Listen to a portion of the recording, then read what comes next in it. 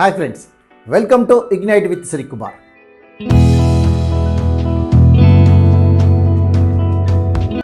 ప్రజల కోసం ప్రజల స్వరం. పార్లమెంట్లో మాట్లాడడం వేరు, ప్రశ్నలు సంధించడం వేరు. ఇటీవల పార్లమెంట్ సమావేశాల్లో రాఘవ్ చద్దా ఒక ఎంపీ ప్రభుత్వాన్ని నేరుగా ఒక ప్రశ్న సంధించారు. అదేంటంటే, ఎయిర్పోర్ట్లు సామాన్య మానవులకి అందుబాటులో లేవా? అది కేవలం ధనవంతుల కోసమేనా?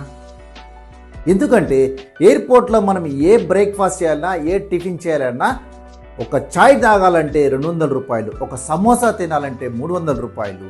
సో గవర్నమెంట్ని ప్రత్యక్షంగా ఆయన అడిగారు, ఏమిటివి ప్రత్యక్షంగా ఇదేమిటి అని నిలదీసి అడిగారు. దానికి స్పందనగా ప్రభుత్వం దిగివచ్చి ఎయిర్పోర్ట్స్లో ఉడాన్ ఫుడ్ కోర్ట్ని ఏర్పాటు చేయడం జరుగుతుంది. ప్రస్తుతానికి కలకత్తా, అహ్మదాబాద్, చెన్నై, హైదరాబాద్ లాంటి ఎయిర్పోర్ట్లో మాత్రమే ఇవి అందుబాటులో ఉన్నాయి. ఈ అందుబాటులో ఉన్నటువంటి ఉడాన్ ఫుడ్ కోర్ట్లో ఏంటంటే, టీ 10 రూపీస్కే దొరుకుతుంది, కాఫీ 20 రూపాయలకే దొరుకుతుంది.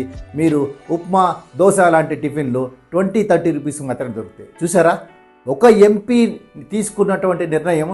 తర్వాత ఆయన మాట్లాడుతూ ఉన్నారు, చద్దా, ఇది నా విజయం కాదు, ప్రజల అందరి యొక్క స్వరాన్ని మాత్రమే నేను వినిపించాను.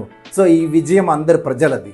అలాగే ఫ్రెండ్స్, ఇలాంటి ఫుడ్ కోర్ట్స్లు అన్ని ఎయిర్పోర్ట్లో రావాలి, సామాన్య ప్రజలకి అందుబాటులో ఉండాలి ఫుడ్ కోర్ట్లు అని అందరూ అనుకోవాలి. సో మీ ఊర్లో కూడా ఎయిర్పోర్ట్లో ఫుడ్ కోర్ట్ లేదా? అయితే ఇమ్మీడియట్గా మీరు ట్వీట్ చేయండి, ఏవియేషన్ మినిస్ట్రీ ఆఫ్ ఏవియేషన్కి ట్యాగ్ చేయండి.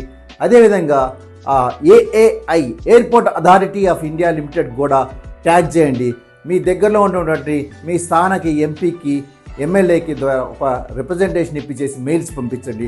తప్పనిసరిగా గవర్నమెంట్ స్పందిస్తుంది, ఈ ఉడాన్ ఫుడ్ కోర్ట్లు ఏర్పాటు చేస్తుంది. సో ఫ్రెండ్స్, ఏదైనా సరే ఒక గొంతుతోనే ప్రారంభమవుతుంది. ఏదైనా మంచి కార్యక్రమం చేయాలంటే ఎయిర్పోర్ట్లో అందరికీ ఫుడ్ అనేది అవైలబిలిటీలో ఉండాలి. ఈ నినాదంతో ముందుకెళ్దాం. మనం తప్పనిసరిగా అందరం విజయం సాధిద్దాం. Thank you friends.